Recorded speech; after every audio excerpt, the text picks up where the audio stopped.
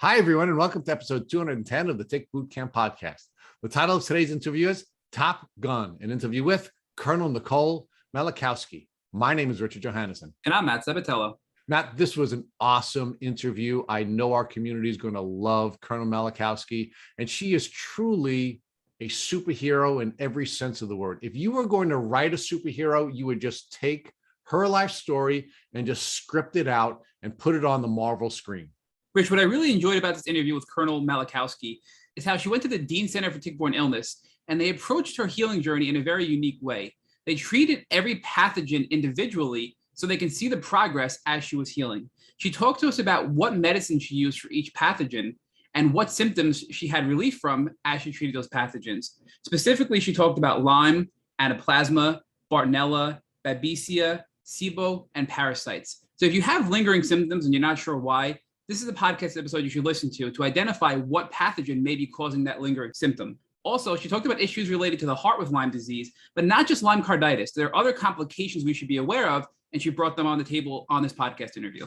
Matt, this is a woman who manifests resourcefulness. She would not allow her gender to prevent her from becoming a pilot. She didn't allow her height to prevent her from becoming a pilot.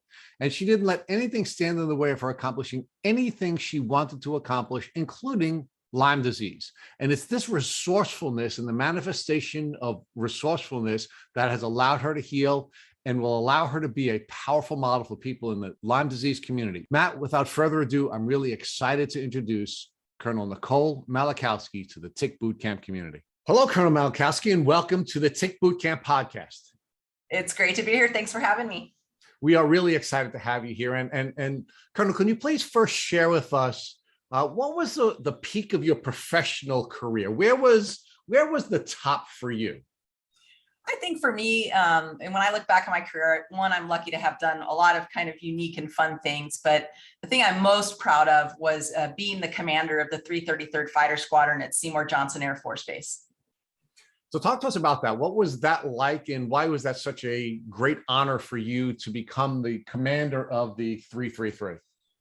I think for fighter pilots, right, reaching the rank of lieutenant colonel and finally having the opportunity to be responsible for and to, upwards of 100 different airmen, right, your peers, your colleagues, also being able to take care of their families. The mission that we had in the 333rd Fighter Squadron was very special. I had the most skillful, professional, high-performing, great Americans working for me as instructors. And they would train up the next generation of F-15E fighter aircrew. So I think being part of that training and education process was, just very meaningful. And I was just with a group of really high-performing, fantastic, patriotic Americans, and that felt good too. Well, but you've had so many other accomplishments that I think we have to highlight here. I didn't know if I were you, after looking at the list of accomplishments we were able to locate for you, which you would choose. And I think it's really cool that that you selected what you dislike. But talk to us about being a White House fellow and how that became a part of your resume. Yeah, sure. I had just finished up an assignment flying as a pilot with the Air Force Thunderbirds. And at that point in my career, the Air Force requires you to do a little bit of career broadening. And they have some great opportunities within the Air Force itself to do that career broadening, if you will, outside of the cockpit for a year. A lot of it based in academia or education. And I had been exposed to this idea, or at least the process, if you will, of the White House Fellowship. I looked into it and I thought to myself, there's absolutely no way that I will ever get picked to be a White House Fellow. But I was intrigued by the process of it and the challenge of it. And I needed something to do. I mean, once you come off flying with the Thunderbirds, it's kind of like I need another target or another something to go after. And so I thought, well, this White House Fellowship application looks challenging. I won't get picked, but I think it'll be worth the process itself. And so I applied. And somehow accidentally, I was selected to be a White House Fellow in the class of 2008-2009, which was really extraordinary as an Air Force officer to go off and be a part of a civilian fellowship at the White House. So talk to us about what that was like working with President Barack Obama and working in the White House. Yeah, sure. I actually was there during a presidential transition year, which was super fun and unique. So I was brought in as a White House Fellow under actually George Bush.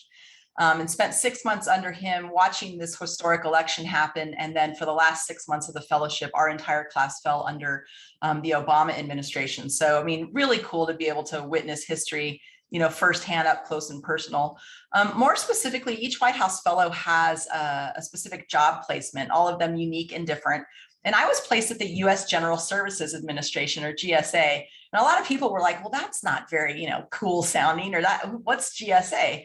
Well, GSA is basically the backbone and the foundation of the entire federal government. It's what ensures that the government works, from buildings to supplies, to everything in between. But what's cool about them is they're responsible for setting up and running the office of the president-elect. So the fact that I became a White House fellow during an election year at the General Services Administration found me in this very unique position to work at the office of the president-elect. And that's pretty cool, right? Between election day and inauguration day, to be able to work with the outgoing and the incoming administrations, I still could kind of pinch myself. It almost seems surreal. Talk to us about another acronym, WASP. You talked about GSA, but there seemed to be another really cool experience that you had when you were working at the White House. And can you talk to us about that acronym, WASP? Absolutely. That's probably my favorite acronym of all time. WASP, as you and I are talking about it, stands for the World War II Women Air Force Service Pilots. So these were America's first women military aviators. And they served during the World War II timeframe. A lot of people don't know that. They were instructor pilots. They were, test pilots. They were, ferry pilots, ferrying aircraft. They did it all. And essentially, right, they're the ones that paved the way and opened doors for generations of women pilots, and especially women military aviators that have come after them, which of course includes me. The interesting thing about the WASP program is, as the World War II came to an end, they were very unceremoniously disbanded. They were denied any kind of veteran status or benefits like burial in Arlington Cemetery or any kind of recognition at all. And it was just kind of a really big, if you will, injustice. And as I went across my Air Force career, I realized how much I owed really to honor these women and these WASP. And I found myself a White House fellow with just the ability to open doors and meet people that I probably had no business, ever meeting or doing. And I thought to myself, what can we do to honor the WASP? And I had come to grow very close to a WASP by the name of Deanie Parrish and her amazing daughter, Nancy Parrish. And one of the things that Deanie was just adamant about was correcting the record, right? The fact that the WASP history was closed and archived and wasn't even in our history books to be taught across America, was not right. And she wanted to correct the record. So we got to brainstorming a little bit, and this idea of the Congressional Gold Medal came up, which of course is the highest honor that Congress can bestow on a civilian, on an American. And so we got the idea of drafting Senate Bill 614 to award the Congressional Gold Medal to the WASP. And long story short, they did receive that honor, and we were together with a giant team of people, too many to name here, able to correct the record. And as part of correcting the record, I understand you were able to speak at that ceremony. So can you talk to us about what it was like for you to speak at the ceremony where the record was corrected and the WASP were finally recognized? Yeah, that was an extraordinary day on Capitol Hill. I mean, obviously a very patriotic day, an emotional day, a happy day to finally bring the recognition that the WASP and of course their families deserved. It was a very large ceremony. There was a lot of, pomp and circumstance, I think rightfully so.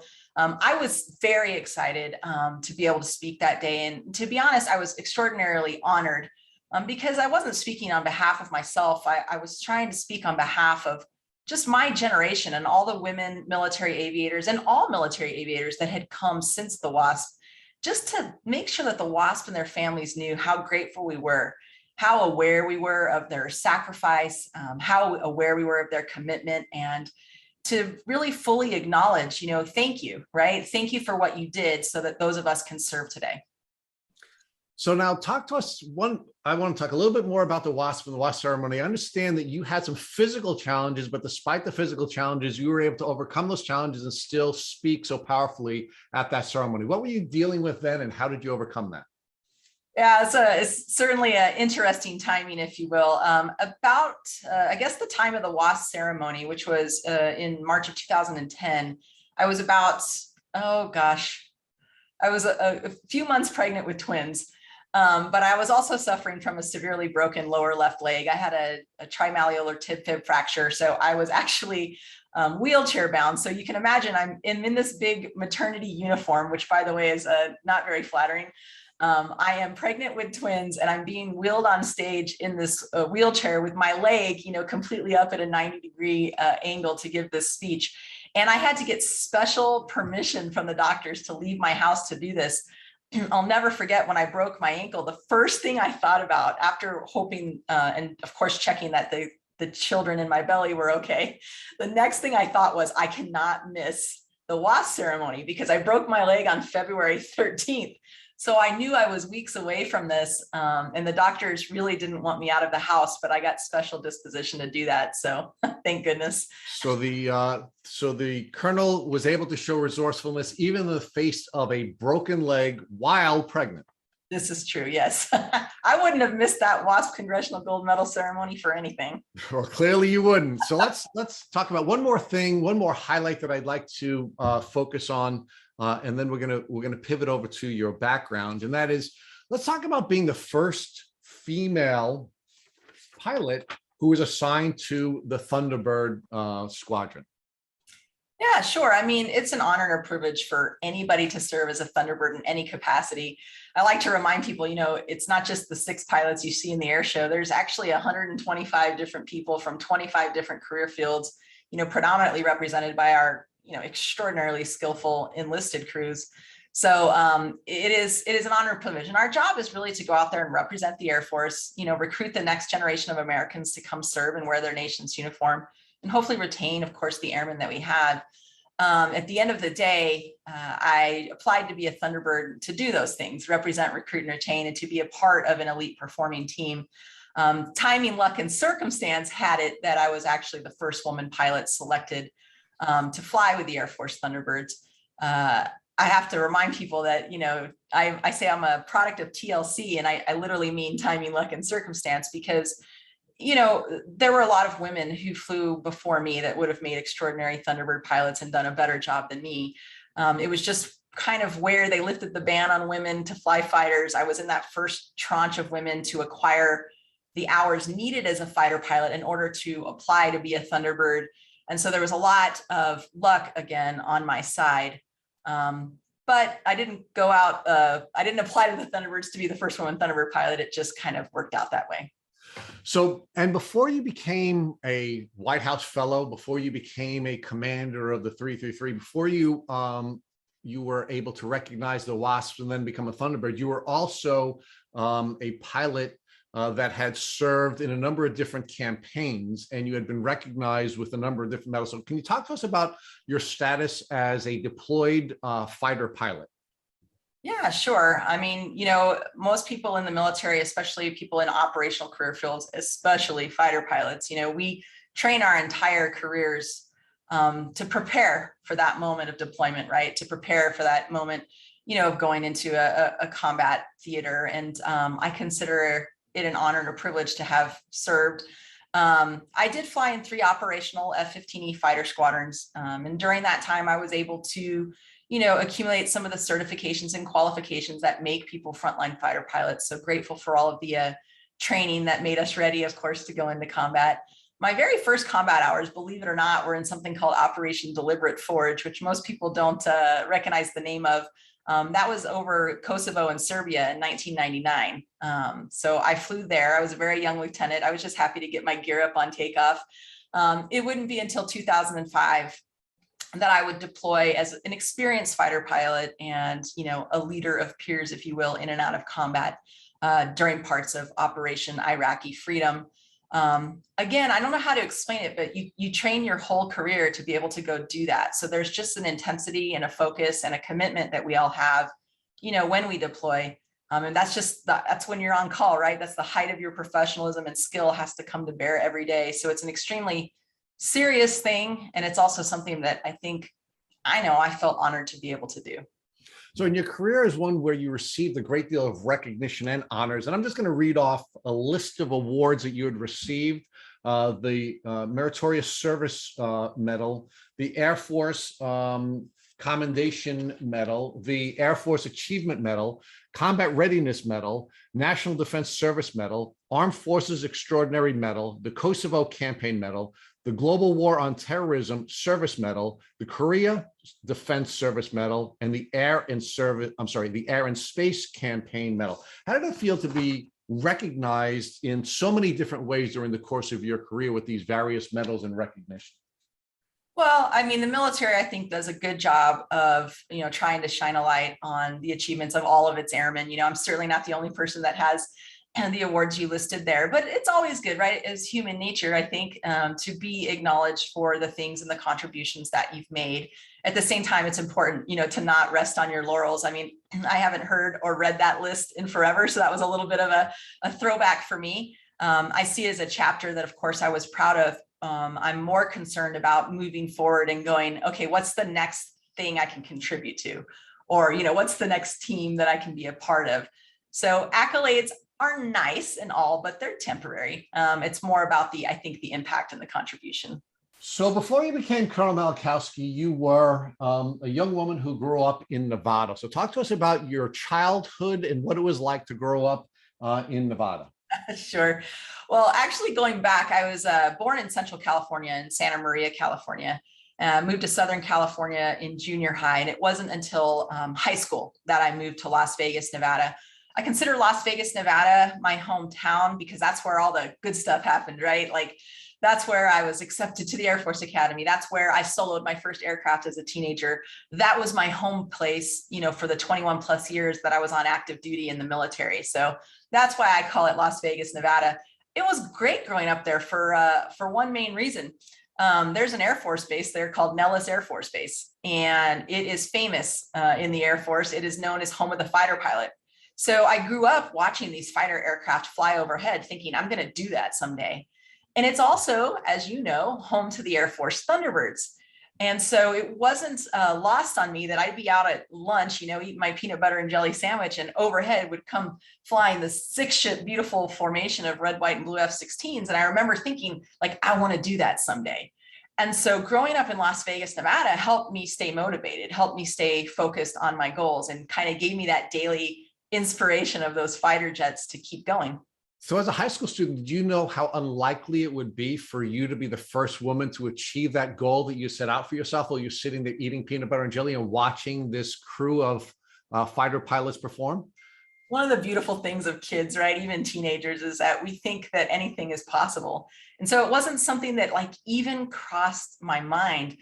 You have to remember, in high school, it was still against the law. It was against congressional law for women to even be fighter pilots. And I knew that somewhere in the recesses of my brain, but it didn't actually block me from having this goal and dreaming big. I now know how statistically improbable it is. But at the time as a kid, it just didn't enter my mind. Now, Nicole, you had gone to and graduated from one of the top colleges in the world, right? So you clearly had a very strong educational foundation before you went to the Air Force Academy. So talk to us about what your educational experience was like, both in California and Nevada, before you applied to and attended the Air Force Academy. Sure. Yeah. I mean, I remember growing up in California, and I'll be honest, I was the nerd. I was the kid who was always sitting at the front of the class, raising my hand. I was able to take a couple of advanced classes, advanced math, advanced English and reading and stuff. And I, had a lot of teachers, especially once I got to Nevada in high school, who really nurtured that. I remember my geometry teacher, Mr. Tesla, making me feel smart, and he would talk to me about geometry as far as aircraft in a dogfight, to get me interested and excited about math and geometry and science. And I remember my English teacher, Mrs. St. Clair, who taught us how to thread together and storytell in a way that I still remember what she taught me today, which is impacting what I do as a professional speaker. So I think I had some, extraordinary educational experiences. The Air Force Academy is no joke when it comes to academics. I think I came from a place where I was used to being in the National Honor Society, and then all of a sudden I'm in a place surrounded by people who are 10 times smarter than me, and the academics were 10 times harder. So there's an extremely high academic standard, but the Air Force Academy provides you with every opportunity, to meet that standard. I was just talking to my son yesterday. He's in the 6th grade and he didn't do so well on a test. And I told him it's okay to go to your teacher and ask for help. And he acted like he was embarrassed. So I told him the story of me at the Air Force Academy. I used to have to go to what we called EI, extra instruction, all the time. The only way I graduated academically from the Air Force Academy was seeking out help. So I was trying to, as a mom, use that as an example. I'm going to ask you to pause there for a second, because I want you to talk to us about what you did to prepare yourself, not just intellectually to apply and qualify for the Air Force Academy, but physically, because you also had to be someone who was a physically healthy and athletic person in order to be able to get into that academy. So what did you do as a high school student to get ready physically for the rigors of the Air Force Academy? Yeah, you bet. I mean, you're exactly right. You have to be physically fit, I think, to join the military, even more so, if you will, to become a fighter pilot. Just to sustain that high G environment requires a lot of aerobic stamina and a lot of anaerobic strength. And so those were things, of course, I focused on in high school. I did run cross country, so my aerobic skills were pretty good. I really enjoyed running. It was good for my, if you will, mental health to go out and run a lot. I wasn't the best. I'm not going to say I was good at it, but gosh darn it, that was my sport. And then I also was able to get into a little bit of weightlifting to kind of build up my leg strength and my core strength, which was important because in the military, there's a lot of sit-ups, a lot of calisthenics, a lot of push-ups. And then again, I was a kid thinking ahead to my dream, this high G environment of a fighter aircraft. So a lot of running, a little bit of weightlifting, a lot of calisthenics. So you had a high level educational experience before you went to college, where you were both preparing yourself physically through training in various respects, including cross country, and intellectually, so that you can be prepared for the academic rigors of the Air Force Academy. And I'm wondering, what did you learn about ticks and tick diseases, either in your health classes or in your science classes, or as part of your cross-country training to prepare your body and to keep yourself healthy and get ready for the Air Force Academy? I knew nothing, zero, zip, zilch, nada. Okay. Looking back, right, that's a difficult and hard thing to say.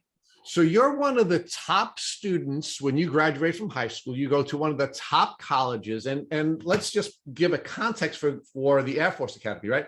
It is one of the most rigorous programs that you have to apply to get into, and you actually need a congressperson to recommend you for this appointment. So even if you're going to an Ivy League school, the way my wife, for example, had attended, she didn't need a congressperson to recommend her to go to an Ivy League school, yet you had to get congressional support for this program that you entered into, right? Correct. So now, you now go to one of the top colleges in the country, and the taxpayers of this country pay probably millions of dollars to train you from the beginning till end. So let's talk about your training at the Air Force Academy. What was it like? Sure. I mean, so the Air Force Academy is an extraordinary institution. And in fact, I can actually see it from my backyard where I live now.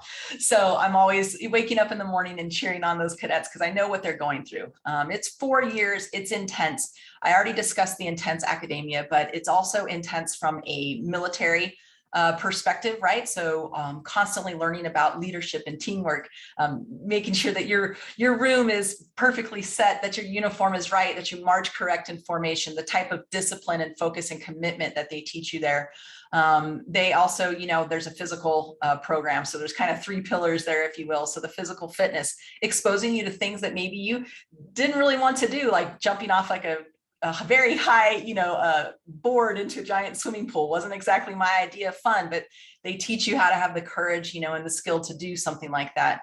We also had a lot of survival training that we had to go through, and sometimes, we would go out. Obviously, we're right here at the foothills of the Rocky Mountains, lots of trees, lots of outdoors, and we would go out and crawl around in that brush and everything, gaining confidence, learning how to do navigational skills, basic survival skills, etc. So it was a well-rounded education, and it was something that really taught you how to prioritize and make decisions on what you're going to put your time and energy towards that day, because they give you way too much. You cannot do everything every day at the academy, and I think that's part of the skill they teach you, right?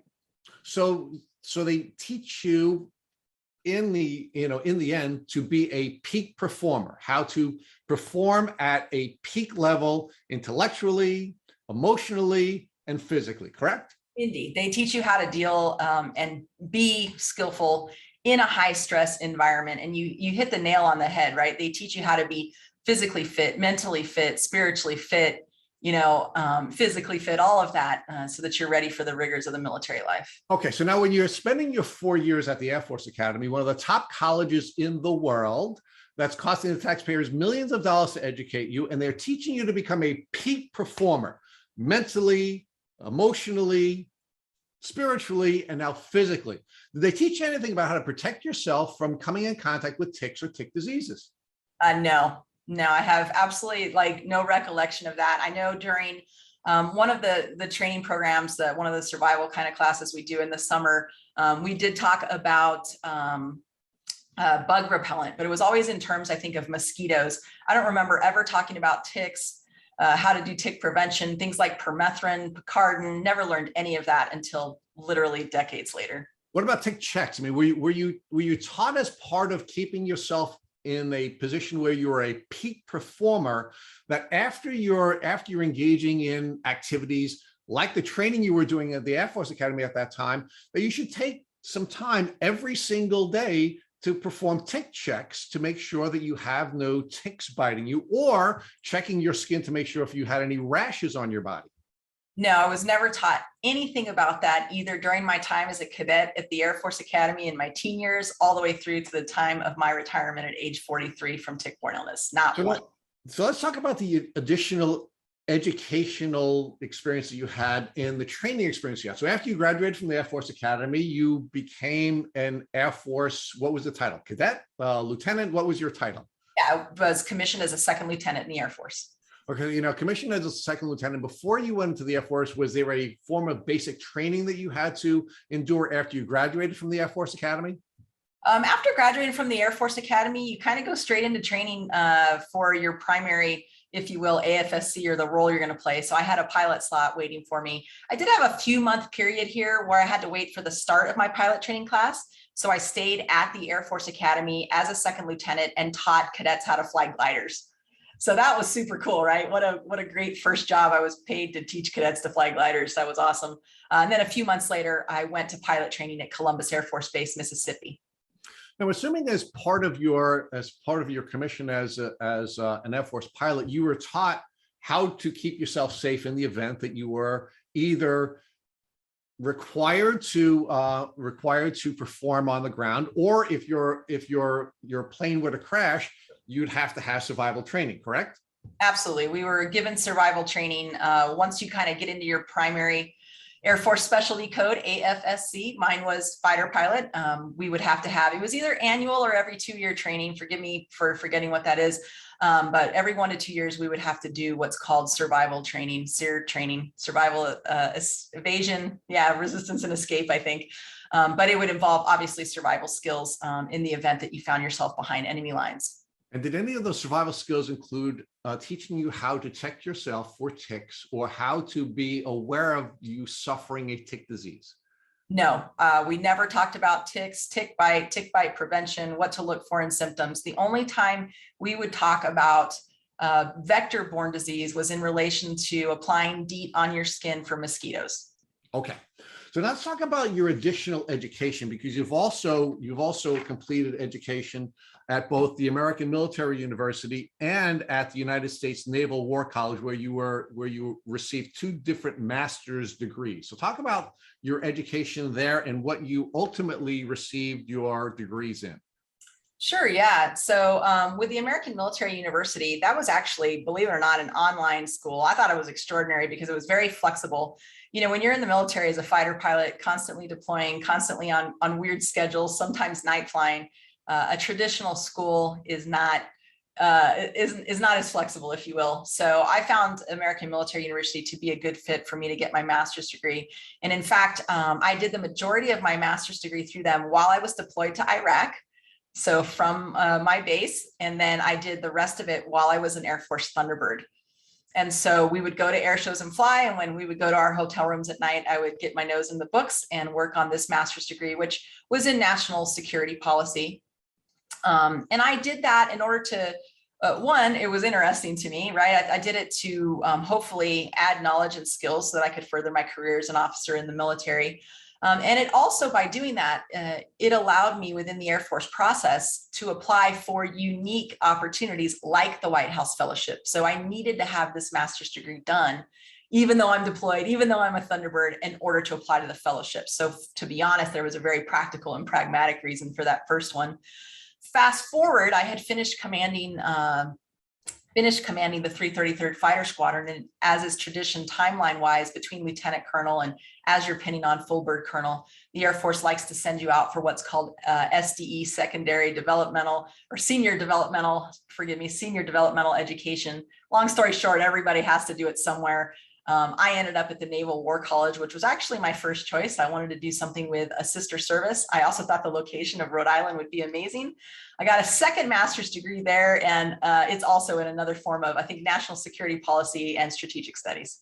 Okay, so now let's talk about how your career progressed, meaning you were promoted repeatedly during the course of your career, and that obviously is a clear indication that you were a highly qualified member of the military. It's not like, you were a slouch in any way, shape, or form, right? You graduated from one of the top colleges in the country. You graduated from two of the top graduate school programs in the country.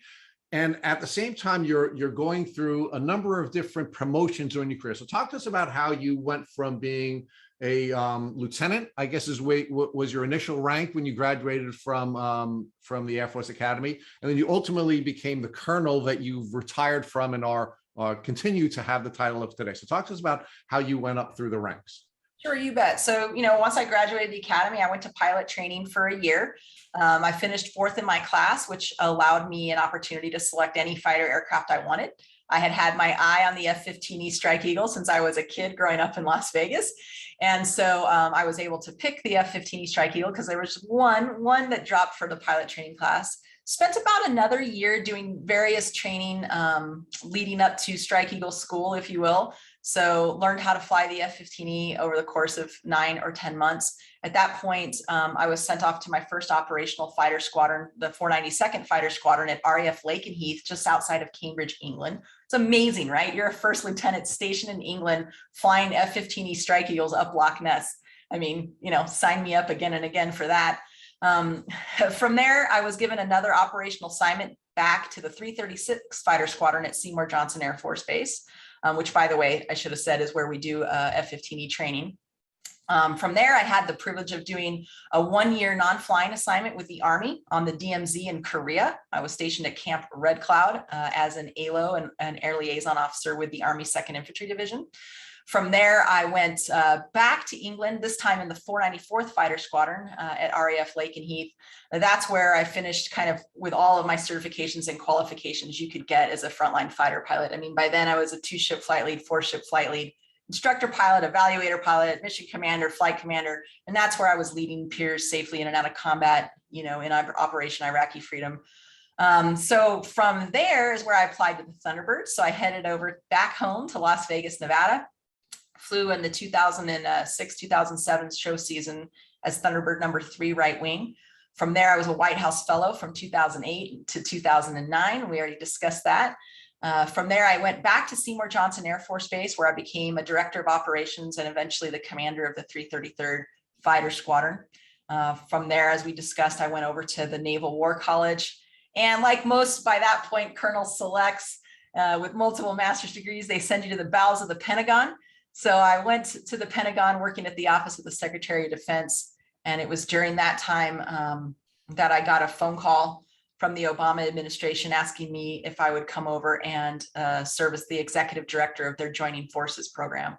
So I was in charge with a national level service member, veteran, and military families initiative under the direction of then First Lady Michelle Obama and Dr. Joe Biden. And it was during that time that it all came crashing down.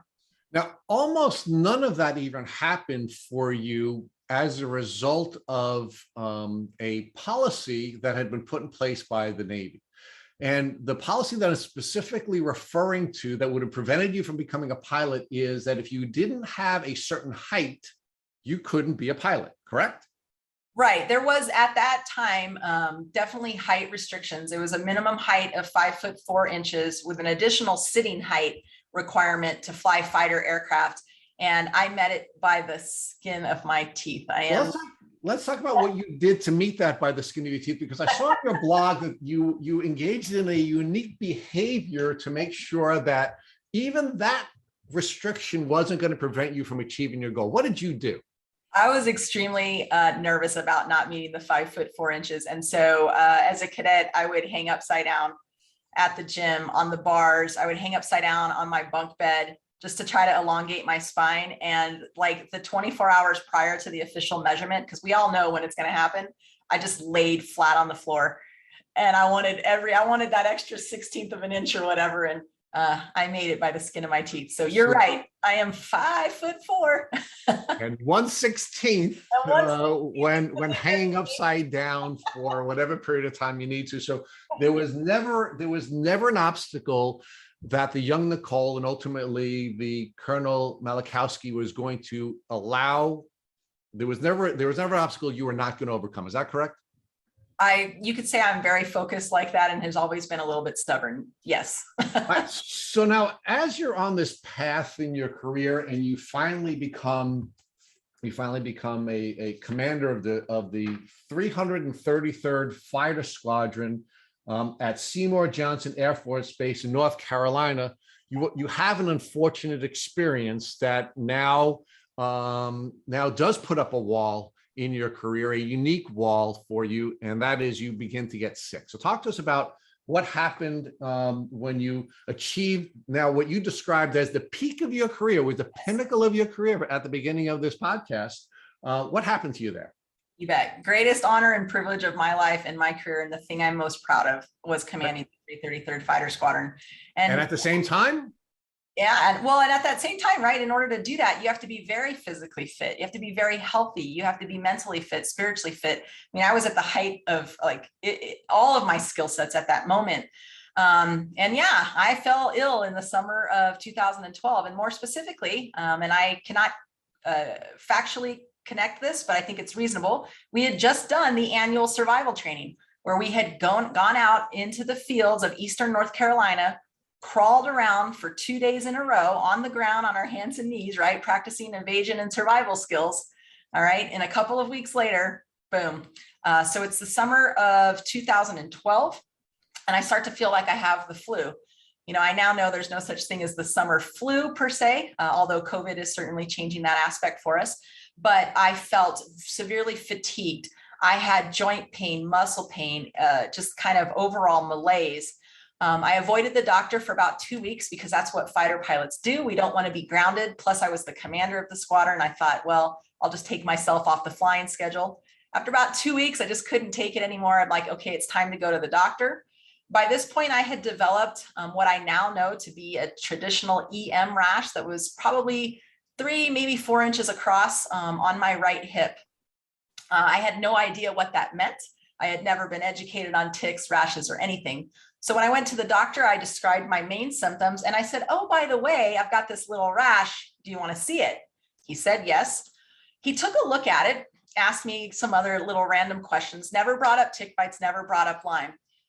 He was so concerned about it. I will never forget this. He goes, I'm going to go get another doctor to look at this rash. And he went out of the room and brought in a full bird colonel doctor. So I'm thinking this is an experienced doctor. I'm also thinking, uh-oh. And they look at it and they talk and they're like, it's definitely a spider bite. Definitely a spider bite. So I was given some topical cream and 5 days of an oral antibiotic, and I was sent on my way. So that's kind of how I initially fell ill. Do you want me to keep going? Well, I just want to say that I just want to sort of build out the context. So you're everyone's boss there, right? Everyone who's coming to treat you is coming to treat the person who is in charge of the entire military base, correct? Oh, not the whole base, no, sir. I was just in charge of one of the fighter squadrons. I was too young at that point to be the wing commander. I would have liked to have been a wing commander someday, but as you know, that got derailed.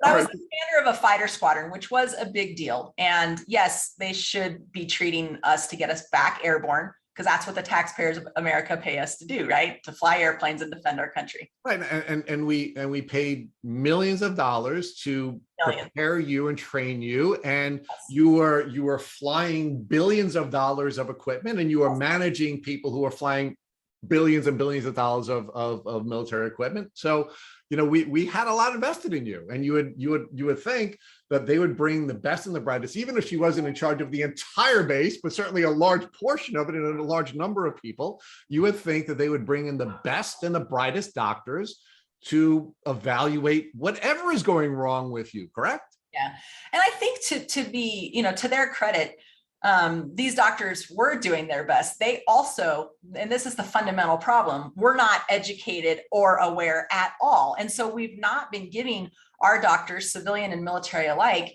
the information, the training, the education they need to do the right thing in a timely fashion. And it was this day that was the fateful day that would change my life forever.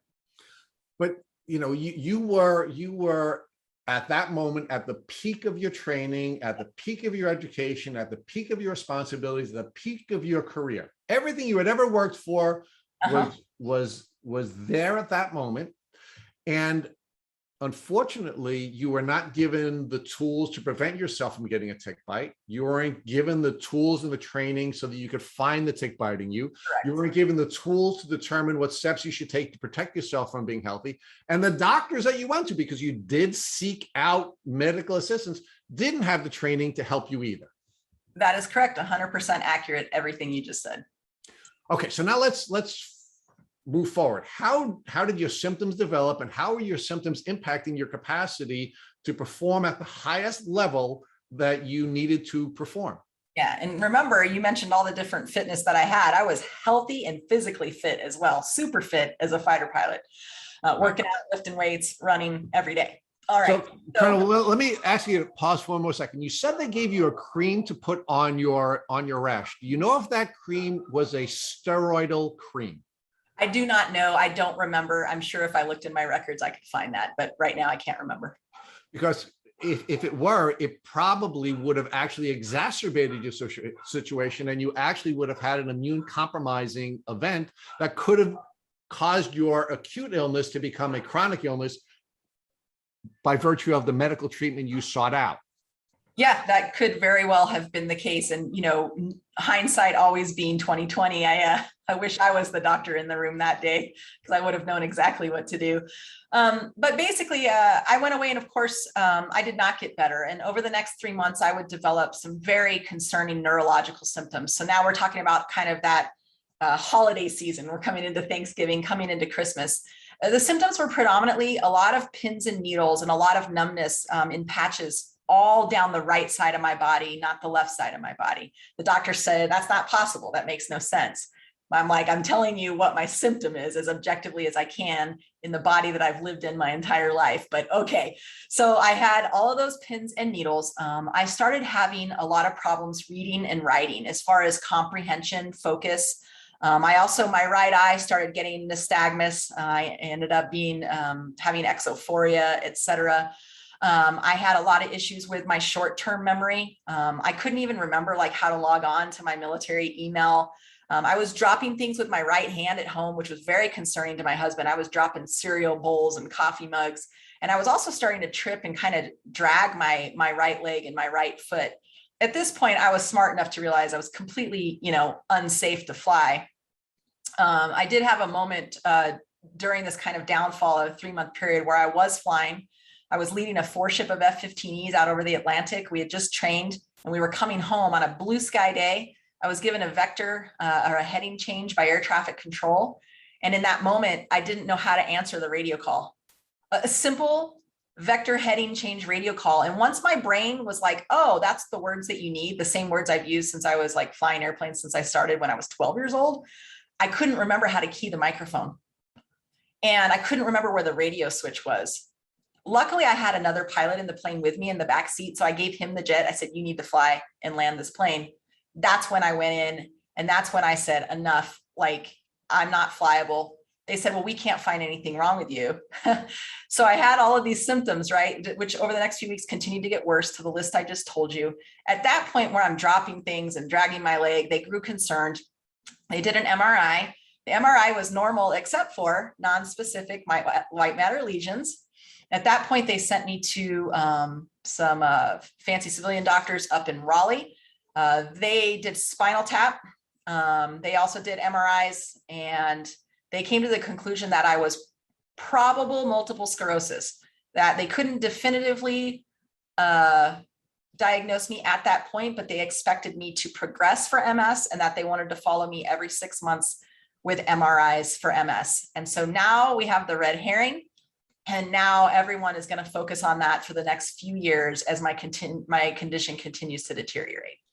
Now, you were also a young mom at that time. So talk to us about how your developing symptoms were impacting your capacity to parent your twins. Arguably the most horrible, right, symptom of all of this is the impact that it has on families. By the time I was bit, let's see, 2012, our twins were 2 years old. Right. This is a very active time where you want to be out there, you know, walking them down the street. You want to pull them around the neighborhood in the wagon. You want to teach them how to kick a soccer ball, age 2, age 3, age 4, age 5. I couldn't do any of that. Right. I was the mom that sat on the couch and laid in bed with extreme fatigue with the doctor saying there's nothing wrong with you. And so that was I guess, interactions, right, and that a parent could have had that were stolen. Not just from me, but was stolen from my kids. And the beautiful thing in all of this suffering, though, is that I have an extraordinary husband who took extraordinary care of me, believed me from day one, and is an amazing father. And so he had to double down and essentially overnight become my caregiver and a single dad to twins, all while working a full-time job, all because of a lack of education and awareness. I mean, it's astounding, even sitting here today, years later, when I think about this. So let's talk about what you expected of yourself as a mom, right? I mean, you were a highly educated, very athletic, very fit mom, right? And you expected that you were going to be able to model that kind of behavior for your children. 100%. Yet you are now all but bedbound, right? I was basically, I could go to work, you know, and that was it. And to be clear, you know, in North Carolina, things would kind of wax and wane, right? That's the strangeness of these tick-borne illness symptoms. The second it's really bad, the next day, maybe that symptom changes to something else. And so it's confusing for patients. And I think equally confusing for doctors that are trying to care for us. So I think the unpredictable nature of how I was feeling on any given day made it difficult to be the wife and the mother that I wanted to be, and that I really could have been had I been healthy. So now let's talk about another problem that you had without having a diagnosis, and that is you now leave this assignment. You're now transferred, and you become a student at the National War College, and you transfer to Newport, Rhode Island, right? Yeah, so it's the Naval War College in Newport, Rhode Island. And basically about 10 months after I went to the doctor and showed him that initial, what I now know to be a classic EM rash, which by the way, grew to about 6 to 7 inches across in a perfect bullseye. You know, I wish I knew then what I know now, but I didn't. Moved up to Naval War College 10 months after that. My husband, as I got out of the shower, said, "What's on the back of your leg?" I said, "What are you talking about?" And I looked back, and on the back of my right thigh was a fully 3 to 4 day engorged, what I now know to be deer tick. And so my husband removed that tick. And I remember going into Naval War College as a student the next day and asking kind of the on-call nurse about it. They said, "Well, let's go in and let's see the doctor." And I remember keeping the tick. They said, "You don't need to keep the tick, right? You don't need to keep the tick. You can go ahead and flush that." And this is exactly what a Navy 06, okay, officer said to me. She said, "Watch your leg for the next 30 days. If you do not develop any kind of rash, you do not have Lyme disease." That was the quote. And I remember at one point, by the way, in North Carolina, Googling symptoms, coming across Lyme. And I asked the military doctor, the one I showed my rash to a few months later, I said, "Hey, what about Lyme?" And I 100% specifically remember the quote, "We do not have Lyme in North Carolina." Now, could it have been starry?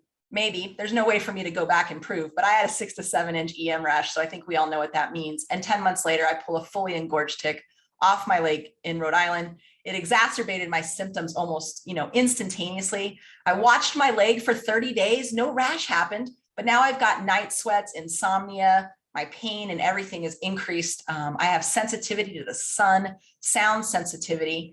I go back to the doctor and they say, hey, I go back to the doctor and she's like, well, it's the issues you've been having. It's probably your MS.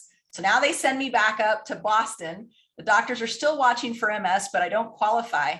In the meantime, I accidentally have to go to a dermatologist, a young Navy ensign, fresh out of medical school, to have a mole removed, completely separate issue. As I'm in there, she says a very simple phrase. She says to me, how are you doing? And I about have a nervous breakdown. I start crying and I start talking about the last year of symptoms, and the doctors can't find out what's wrong with me. And, I'm going from doctor to doctor and they think I have MS. And I just kind of let it go because it was the first time anyone asked, how are you doing? For a year, I'd just been in survival mode, trying to hold on to my career, hold on to my family, hold on to my profession. And I told her everything, and I told her blah, blah, blah. And then I pulled a tick off 30 days ago, and now I feel worse. And she goes, well, has anybody tested you for Lyme? And I was like, well, no. She goes, well, would you like to be tested? I'm happy to do it. I said, yes. And she ordered the 2-tier test, the ELISA and the Western blot at the same time. And I came back smoking hot positive from a normal, lab. And so I took that back to my primary care physician. She goes, oh, that's weird. You didn't get a rash. We now know that like half the people with Lyme don't actually get rashes. So these myths are actually causing harm. This lack of education is causing harm. It cost me time. She immediately gave me 28 days of oral doxycycline, which, as you know, is slightly more than most doctors give. I took that, and all that happened was my symptoms got worse. As my symptoms got worse, I went back to the doctor. She said, you were treated for Lyme. That's not it. It's got to be something else. And now we're going to start about a 3-year journey of having my body separated into multiple systems. Each doctor saying, well, it's not this system or that system, or no one looking at my body holistically, and a heck of a lot of suffering. So my symptoms would wax and wane. They would come and they would go. At my very worst, my symptom list was 63 long. I was trying to organize this for doctors. I didn't know what to do. And then I realized bringing a list of 63 symptoms to doctors is not the way to get help in the current medical system. But I was doing the best I could to try to organize this for them. It covered every system in my body. At that point, I was, finishing up Naval War College by the skin of my teeth with extra effort. Got sent back down to Washington, D.C., ended up over at the White House this whole time struggling. And I got to a point when I was working at Joining Forces for Michelle Obama and Dr. Jill Biden that I became unable to read or answer emails. And at that point, I knew it was over. They asked me to stay on at Joining Forces, which would have been an honor. I mean, I had White House parking privileges. Life was good. I was a full bird colonel, but I just couldn't do it. I was barely making it out of bed. I would get home from work and sleep. There was no interaction with my husbands or my kids. I was literally a walking zombie. And in August of 2016, I woke up in my bed in Northern Virginia, and I was basically locked in. I was paralyzed. My voice is getting a little quaky. I couldn't move and I couldn't walk. And how long that paralysis lasted, I have no idea, conceptually or time-wise. But these moments of temporary paralysis would come and go. And it was extraordinarily concerning, obviously, to my family and, of course, to my military doctors at the time. So to be clear, let's talk about this because it's important to hear these numbers and data. From the time of my first rash in North Carolina, and we all know that that was from a tick bite, which pathogen maybe I can't prove, but to that second tick bite, all the way to my paralysis in the summer of 2016 was 1,525 days. All right, more than 24 doctors across 8 different specialties and 3 misdiagnoses. So I'll stop there, and obviously there's more, but I want to get you to that point. And you were living in an area where Lyme was very common compared to other parts of the country. And you had a positive Lyme diagnosis, and you got treated for Lyme and you didn't feel better, which again is classic here on this podcast where we see this over and over and over again. And nobody thought maybe it's still Lyme or tick-borne illnesses. And I didn't advocate enough for myself. I had put medicine on this pedestal that I now realize, right, it's still human beings.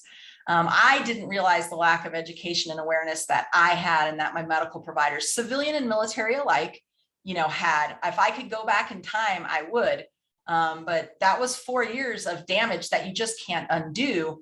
And at the time I woke up in 2016, totally paralyzed. The Air Force cut bait through much struggle on my own to get the Air Force to do the right thing.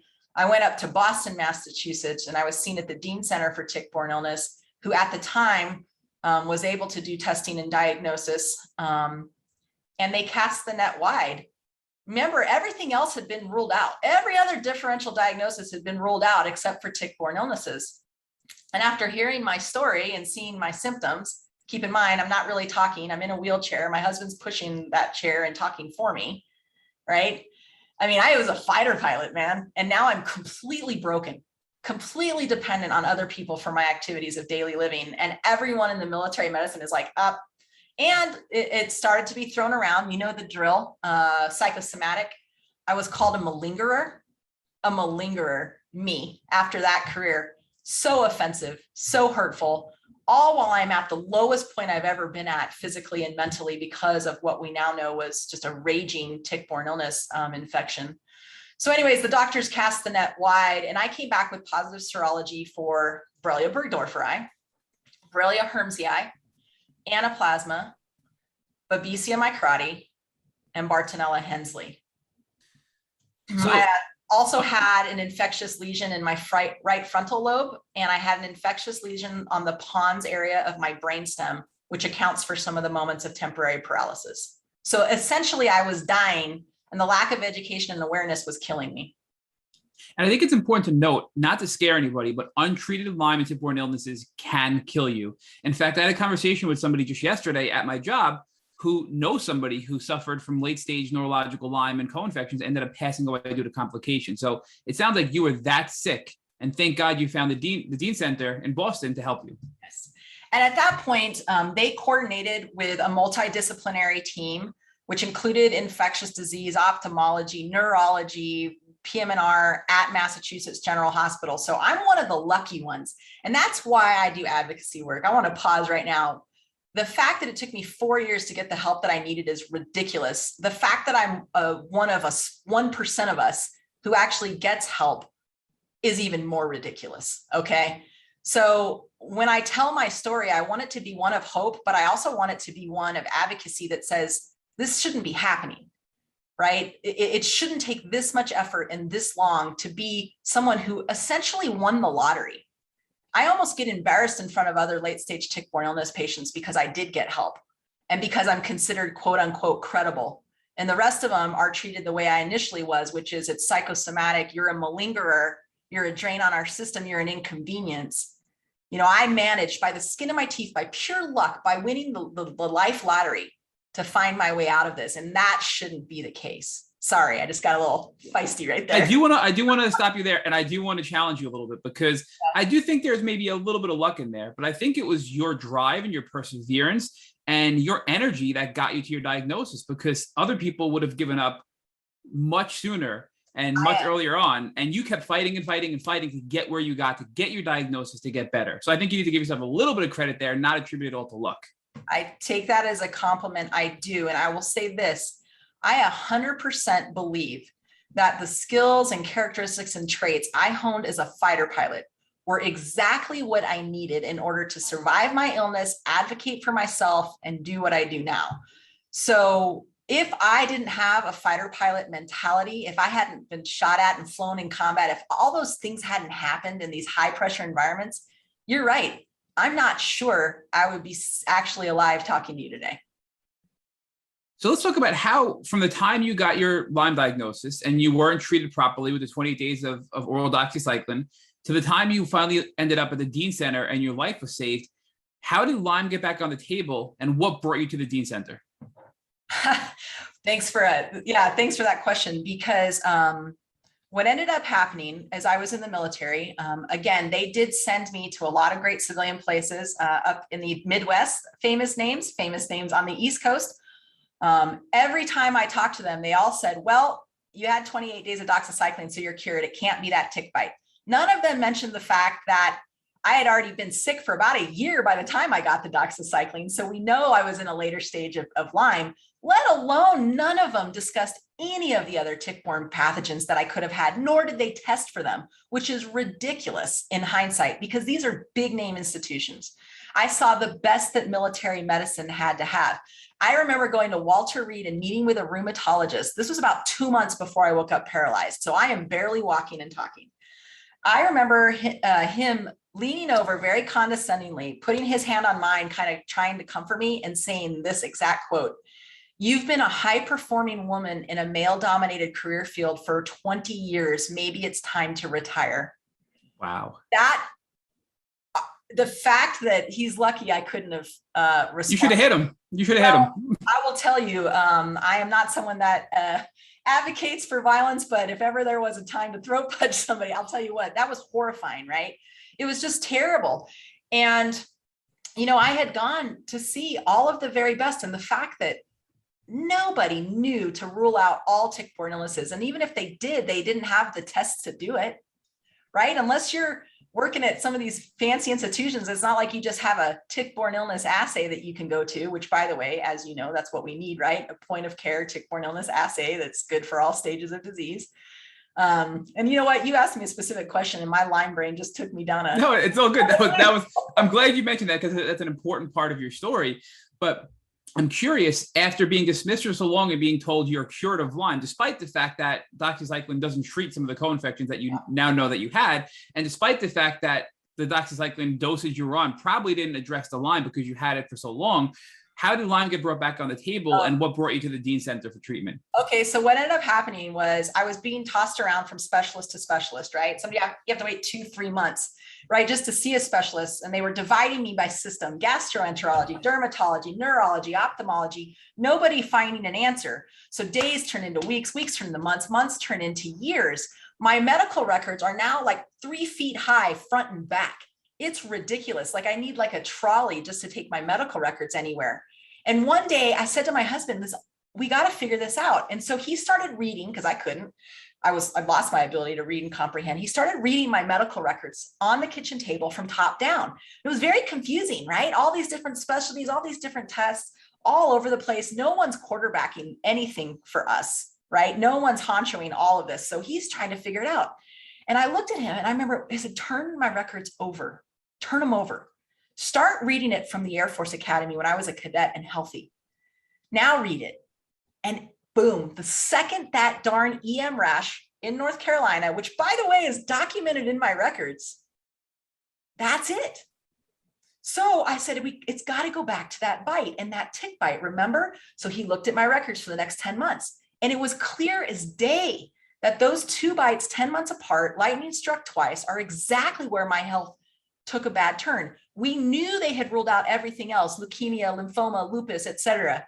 We knew they'd ruled out MS by that point.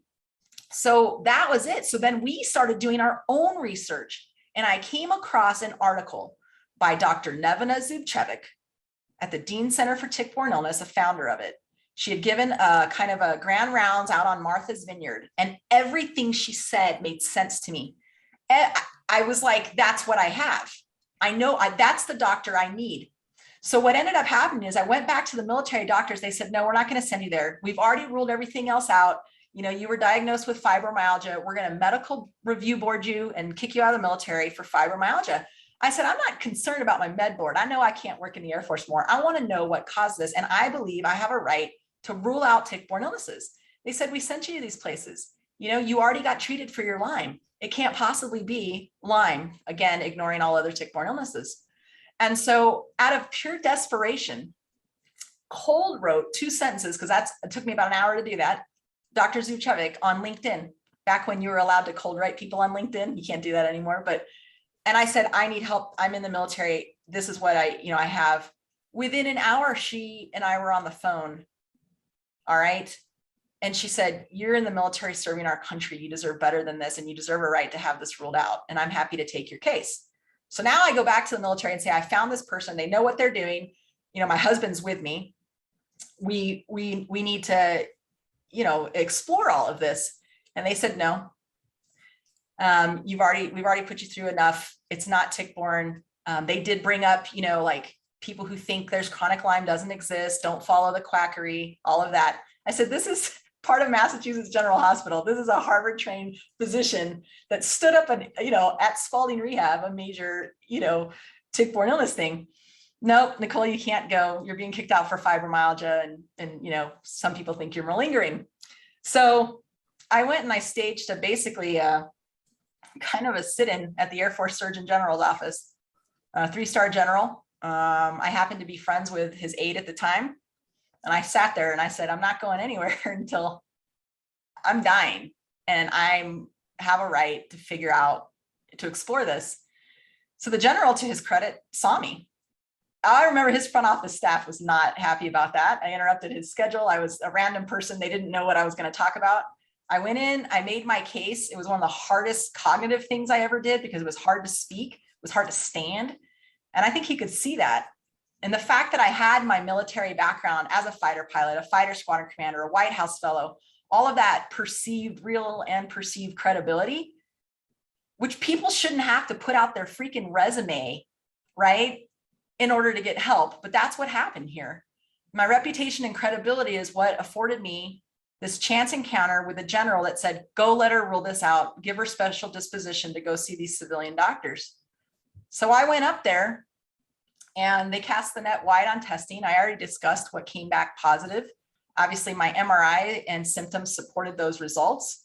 I was diagnosed with a late-stage neurological tick-borne illness. And I remember asking the doctors at that time, all of them, like, all right, where's the super shot or the pill? Because I'm going to get better. And I'm going to be back in the jet flying. And I'll never forget them looking at me and going, no, you've been sick for at least 4 years that we know of. There's going to be permanent damage that we're going to have to uncover here. We're going to treat you the best that we can, but you're never going to be 100% and you're never going to fly again. And I'll tell you what, man, that's a sucker punch and a half, especially knowing what I know now, that all of it was 100% preventable. So where is excuse my language, but as shitty as this whole thing is, thank God you got a diagnosis, and thank God you found the Dean Foundation. And we actually have interviewed Brandy Dean, who is the founder of the Dean Center, and she is a brilliant mom, a brilliant person, and she herself suffered from Lyme, and that inspired her to open up the Dean Center in 2015. So it's great to hear that the center is doing great work, and it's helped you personally as well. Yes. So talk to us about now, once you had this epiphany of there is no magic shot to get me better, what treatment specifically did you start to get to move forward to begin your healing journey? Sure. So when we talked about kind of the plethora of pathogens, that's where it became clear that I had different bacteria. I also had parasites, that they all required different treatment. I wanted them just to load me up and get this over with so that, you know, I could be better. But one of the smartest things I think that the doctors did, and I recommend this to anybody, and it takes time, which is frustrating, right? When you have a quality of life that is so bad, takes time and it takes commitment, but is to treat one pathogen at a time.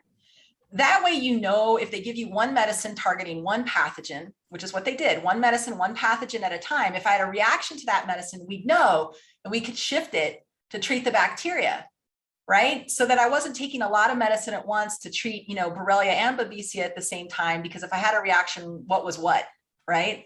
So they had me on kind of this long-term plan, which at the time was frustrating, but in hindsight was beautiful because it had a secondary effect.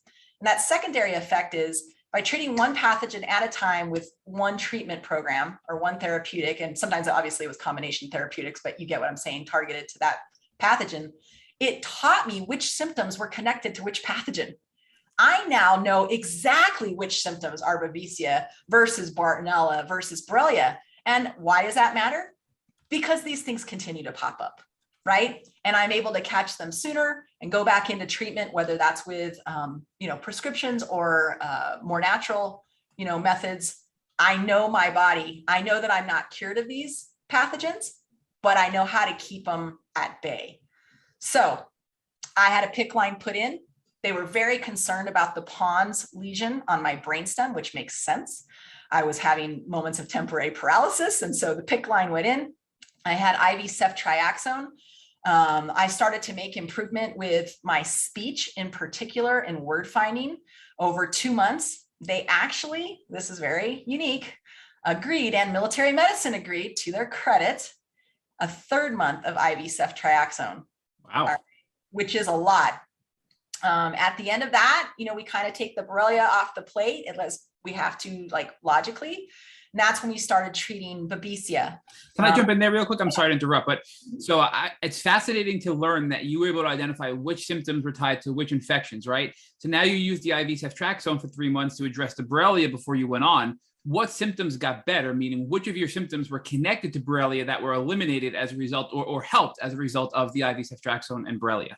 A lot of my brain function and that brain fog, not all of it, because I still get it, but remember, I was at a really low level. So improvement is like, any improvement was good. But again, word finding, speech, not slurring, a lot of my kind of cognitive function. I started being able to watch a TV again. I started being able to read 1 or 2 sentences again. So I found like my headaches went away with Borrelia. I didn't fatigue, joint and muscle pain, that stayed, and it lives with me to this day. Were there any other things that you did besides the IV ceftriaxone to help at that point? Or was it solely just that? Were there probiotics? Were there any natural medicine? Was there anything like glutathione or any other things that are noteworthy in that part of your treatment? Factually, during my part of the treatment, no, it was ceftriaxone only. Looking back, I would have complemented that with high dose probiotics. I have paid the price with a chronic SIBO infection, which I still live to this day. I wish we had talked about those things. I wish mainstream medicine would be more open to some of those things. But no, at that time, I was purely on ceftriaxone. And once we finished that, we went towards Babesia microti. And I'll never forget the meprone, atovaquone, malarone, kind of in different ways. I had to treat it 3 different times to get those bloods clear.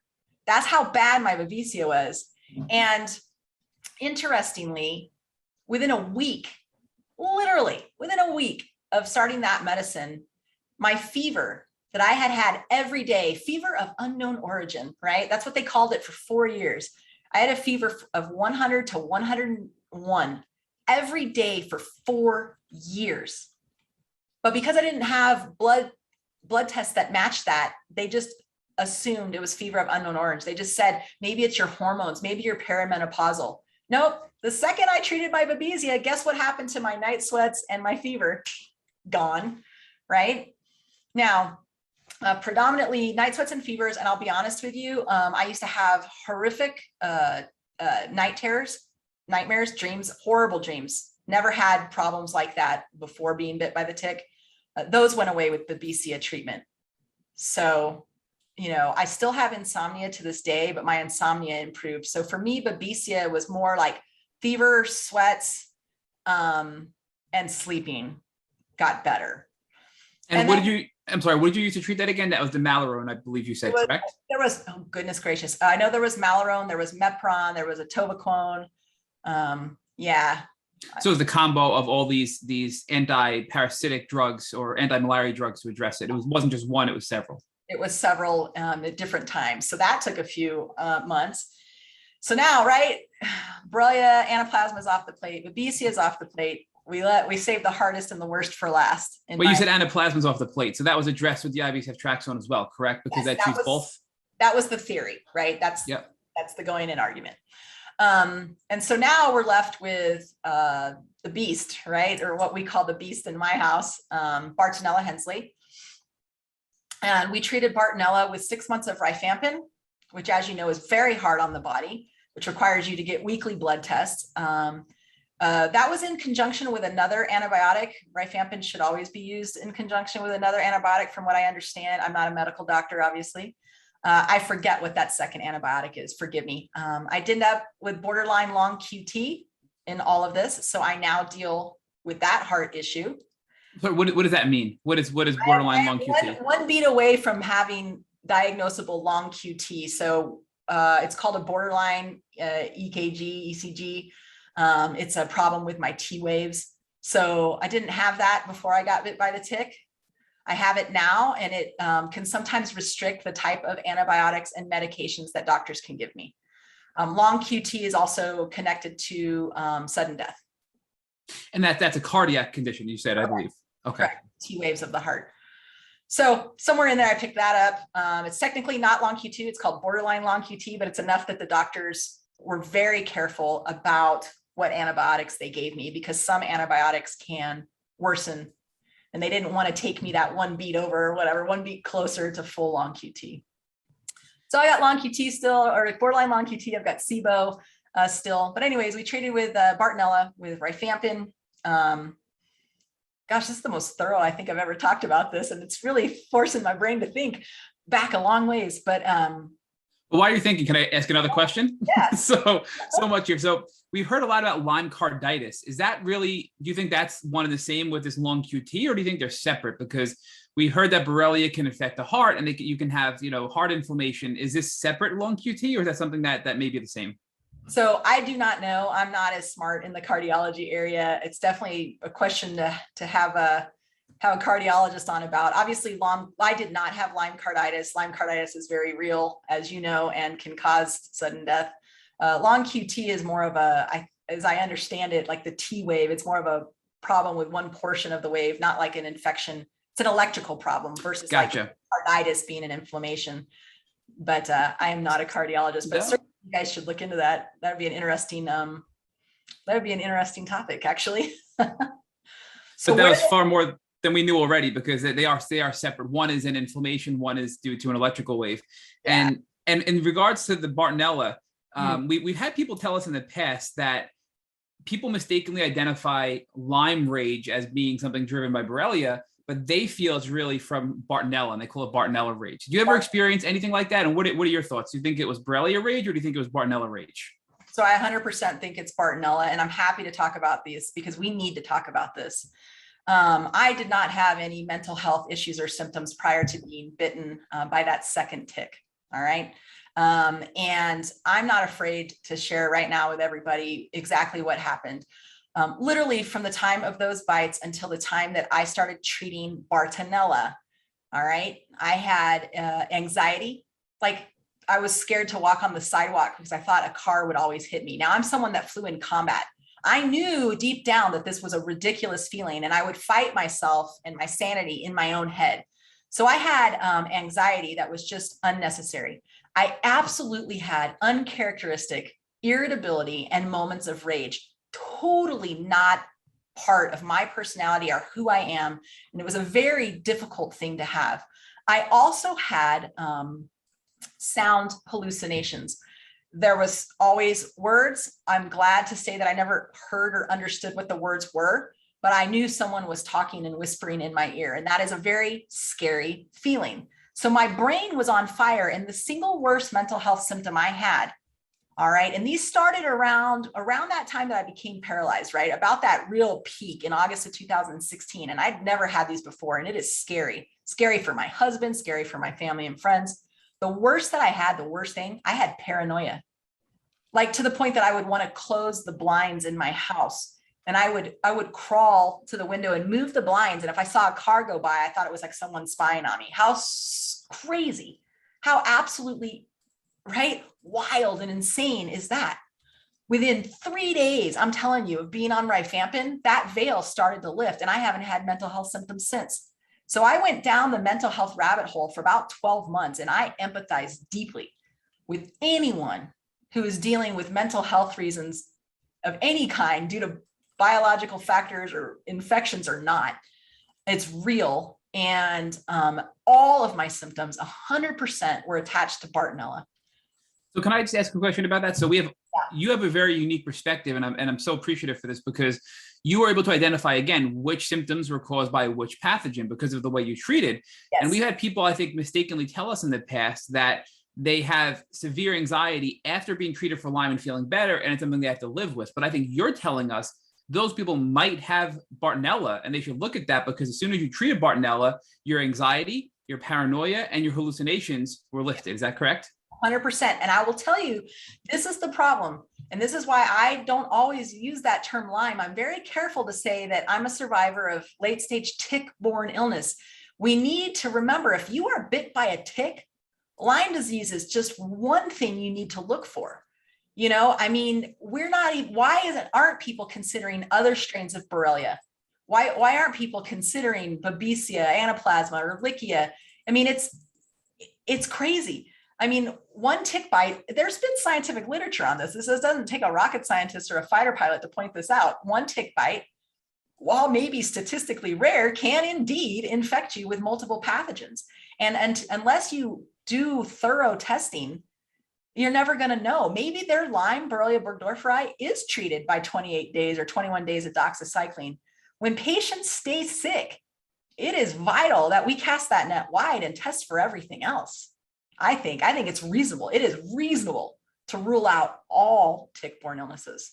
So I just want to jump in there again.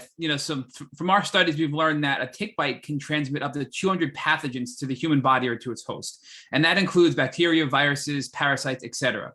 And beyond that, I think another really powerful tip you're giving us that I really want to emphasize here is if you're listening to this podcast and you suffer from neurological Lyme disease, chronic Lyme disease, and possibly other co-infections, and you got treated and you're not 100% better, you're not better in a way you think you could be, look at other co-infections. And I think to your point, a lot of these tests aren't the best. So clinically, based on your observations, working with a Lyme literate physician, we can deduce what possibly we might have as a co-infection and try to treat it and see how we feel, and try that trial and error process to feel even better. Because I think many of us think we're the best we're ever going to be. And in most cases, it's not true. We can get better, and we should continue to look for other things that are causing us to feel sick.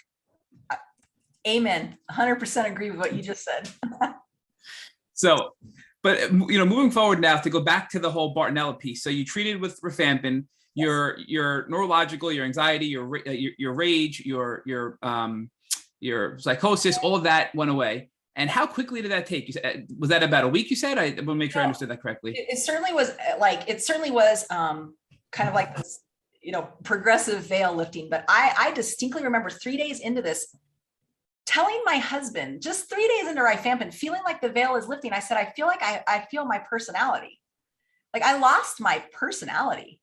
I lost feelings. I didn't have feelings or emotion, and it wasn't depression. It was a lack of anything. That's another kind of Bartonella symptom I had. And I started after like 3 or 4 days of rifampin, starting to feel that veil lift. And literally after like 4 to 6 weeks of it, those mental health symptoms were gone. Can I jump in again? I'm sorry to keep interrupting, but I see Rich had the same reaction I just had based on the visual cues here that I know our listeners can't see. We have had so many people tell us that they're feeling better, but they can't feel feelings anymore. Or they just feel like they don't have a personality, and they feel like they're just like this, the shell, an emotionless shell. And you just described again, because again, your unique perspective of how you treated that, for you, treating Bartonella with rifampin got you your personality back and allowed you to feel feelings again. Is that correct? Yes. Okay. I think it's really important because I think many people in the community are suffering from that piece and they don't realize that there may be help for them. So thank you for pointing that out. I'm sorry for interrupting again. No, that's great. I'm glad that we're pulling out those salient points. Hopefully somebody out there is listening, and if it can help just one person, right, get part of their life back, because this is all about quality of life, right? If I hadn't have been accurately diagnosed and thoroughly eventually treated, I wouldn't have this quality of life, which is worth living. And a lot of this is, people will throw spears, obviously, at the chronic Lyme disease, chronic tick-borne illness community and say, don't stay on antibiotics, don't try different things, don't do this or that. Man, this is where it's up to the patient and the doctor-patient, the sanctity of that relationship, to decide what are the pros and the cons, what are the risks worth it. You're the only one that can judge, is this a quality of life that I'm worth living? Look, when I was bedridden and in these moments of temporary paralysis, for me and my husband, we would accept any risk to get out of it. My heart was beating, but I was not living. And it was my choice with my doctors to assess that risk. And let's be clear, I'm an intelligent woman. Most of us are, right? I don't want to put anything into my body without having a full understanding of what those risks are. And it's called informed consent. And I'm unsure why this concept of informed consent is thoroughly accepted in every other illness and disease I can think of, but is not given to patients of late-stage tick-borne illness. I'm lucky I had doctors that because of the credibility of my background, allowed me informed consent. Everyone should have the right to informed consent, regardless of their background. So tell us, were there any other treatments you did with the Dean Center or any other pathogens that you had to address throughout this journey? No, I was very, again, antibiotic heavy. I was pretty stable for a year. Again, I'd like the viewers to know I'm not 100%, right? I still have executive cognitive dysfunction. I have a balance deficit. I have pretty moderate to severe damage to my autonomic nervous system. These are things that can't be fixed. I'm actually in a trial. I can't talk about the names and all that right now, but just last month, not kidding, I came back positive for Borrelia hermsii and by PCR positive for Bartonella hensleyi. So, right, we know that it's in me. And so with all of the antibiotics, I ended up with SIBO, small intestine bacterial overgrowth, which can impact your quality of life. I treated that with antibiotics. It didn't go away. So I am now working with a functional medicine doctor. I'm trying to avoid the antibiotic route. So right now I'm repairing my gut health, trying to, with heavy probiotics, a lot of different things there, natural things, changed to my diet. I'm on a strict AIP diet right now, which has in fact improved my fatigue and has in fact improved my joint pain. So what does AIP mean? What's an AIP diet? Sure, AIP is autoimmune protocol. And a lot of people go, what does that mean you can't have? I think it's easier to tell people what I can have. I can have any protein, any fruit, or any vegetable except nightshades. Otherwise, I'm gluten-free, sugar-free, dairy-free, nut-free, grain-free, and nightshade-free, egg-free. But if you look at it the other way, it's a more positive mindset. I can have any protein or fruit that I want and any vegetable other than nightshades. And look, you're feeling better and your quality of life is better, so it's worth it, right? And you also mentioned, to address your gut health, that you were doing some probiotics and other natural things. Can you just get a little bit deeper on that? What kind of natural stuff are you doing? Are you doing herbs, supplements? How are you addressing your SIBO and your gut health beyond the probiotics? Yeah, so I do occasionally take things like glutathione. I take oil of oregano. I'm a big fan of that, but I don't believe on staying on that long term. I think you should do 30 days and take some time off. So I keep that antimicrobial, in there. I do supplement with vitamin D, vitamin C, zinc, quercetin. I'm taking GI Synergy, which I think has been very helpful to my gut health.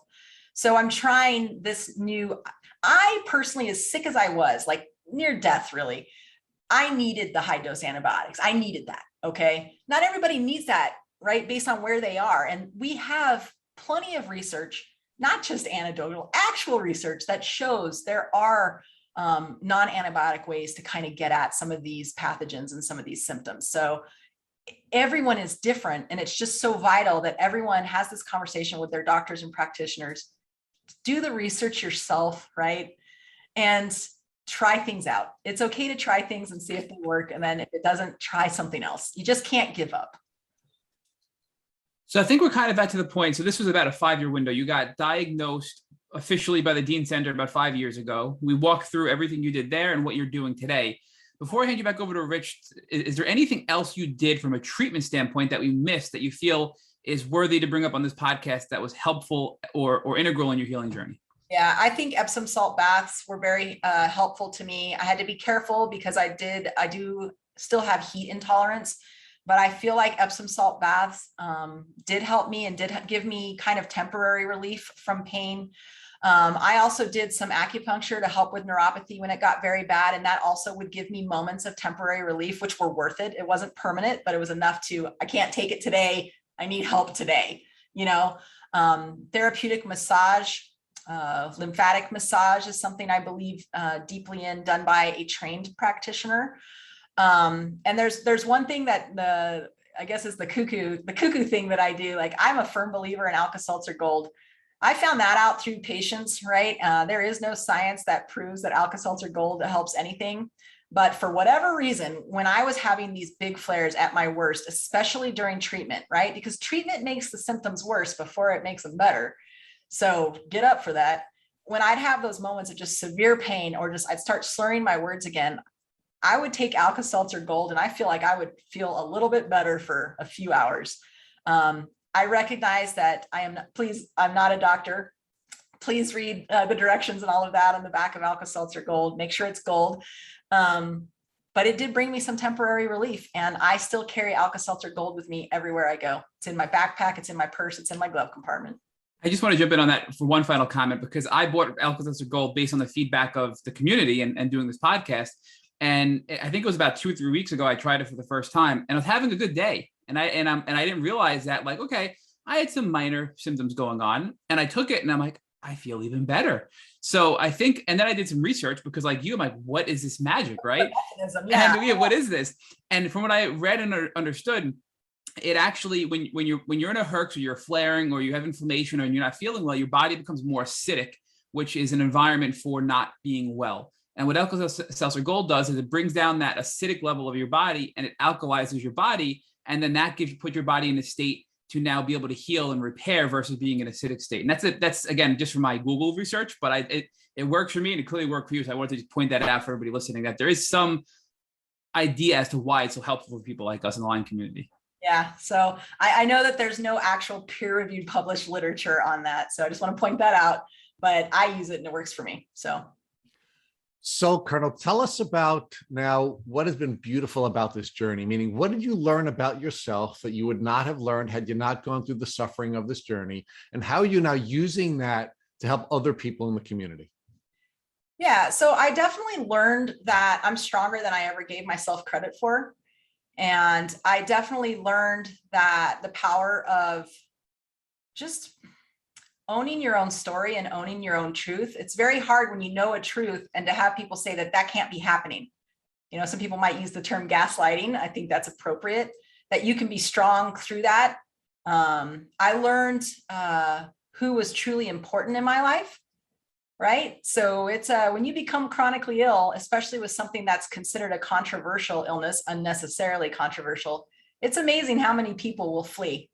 But the beauty of it is knowing who's your ride or die, you know, and I know truly who my friends are. I gained a whole new community of amazing people. The tick-borne illness community is so impressive. They're courageous, they're strong, they're brave, they're compassionate and kind, they're highly intelligent. I gained an entire new tribe that I never would have known, that I'm very proud to be a part of.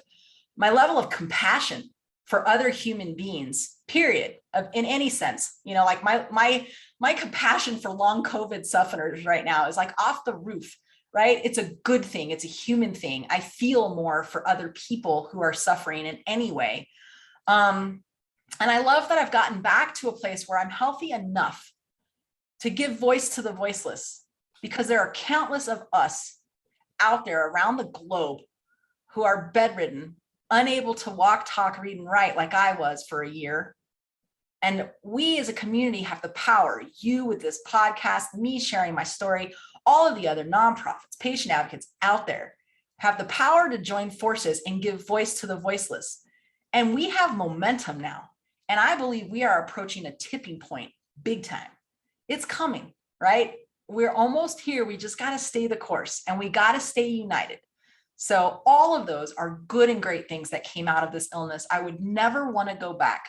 In fact, people tell me all the time, Nicole, I'm so sorry you lost your career. I'm so sorry you can't fly again. I tell them I don't miss flying. I miss being with people. I miss being on a team. And honestly, this illness has given me a new team. It's given me a new tribe, right? It's given me a new purpose. I was never meant to just be a fighter pilot or a colonel in the Air Force. Everything through that military career, combat, flying fighters, leading in the White House, all of that was actually to put me right where I am today, to give voice to the voiceless. And I truly believe that. And it's a joy to be a part of this community. So now, Colonel, I'm going to ask you the last question we ask everyone on the Tick Bootcamp podcast, but I'm going to ask you it a little bit differently than I've ever asked anyone else. And that is, if God forbid you are standing before all of the cadets and all of the people who are now joining the military, and you are asked to give them advice about what steps they should take to protect themselves from tick-borne illnesses, what advice would you give them? Well, step 1, treat all of your clothing, gear, and equipment with permethrin. Step 2, treat all of your skin, not just the exposed skin, with precaution or DEET or an equivalent before you go out. Step 3, carry a tick removal kit with you so that you can remove any ticks as soon as you find them, which is, I guess, step to be, I should have said, is know how to do a proper tick check. Know how to check yourself every time you come in from the outdoors. Know how to properly remove a tick. Know how to save that tick in the event you develop symptoms, right? So that you can get that tick tested to better help you and your doctor's target treatment. Know what the symptoms are so that you can recognize them early, so that you can get treatment early, because early diagnosis and early treatment confers better outcomes. And know that, right, that it's up to you to educate yourself, your families, as well as even sometimes the medical doctors and clinicians that you work with. But hashtag permethrin is your friend. Thank you for listening to the Tick Bootcamp interview with our guest, Colonel Nicole Malachowski. To our listeners, we have a call to action. First, if you'd like to learn more about Colonel Malachowski, please visit our Instagram page at Real Malachowski. Second, if you enjoyed this episode of the Tick Bootcamp podcast, please share with your friends by using the social media buttons you see at the bottom of our post. Third, Tick Bootcamp is created a Tick by blueprint that has been inspired by the information that has been provided to us by past podcast guests. We urge you to visit our website at www.tickbootcamp.com to view the blueprint. Please note we would appreciate any input or improvements you would like to offer to us. Fourth, don't forget to subscribe to this podcast on Apple Podcasts, Google Podcasts, or Spotify to get your automatic episode updates of our Tick Bootcamp podcast. And finally, we thank you, our community, for your comments on our past podcast episodes. Please take a minute to leave us an honest review on Apple Podcasts or on Instagram or on our website. We make it a point to read every single one of the reviews we get. Thank you, as always, for listening.